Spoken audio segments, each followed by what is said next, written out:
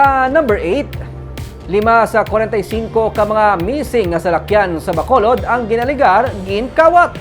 Ginausisa na sang City Legal Office ang nabaton nga apathag sa mga naisyuhan sang Notice of Explanation may kangtanan sa 45 ka mga nagapabilin nga missing nga salakyan sang syudad.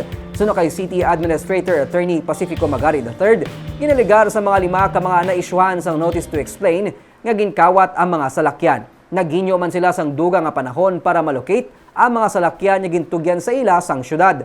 Ang mga ginaligar ginkawat nga mga salakyan ang na-assign sa 5 ka mga separado nga departamento sang syudad. Gina-validate naman sang City Legal Office ang mga nabaton nga sabat sang 40 pa ka mga personnel nga na-issuehan man sang Notice to Explain sa missing nga mga salakyan. Doing investigation, kaya ilang response is naging kawat.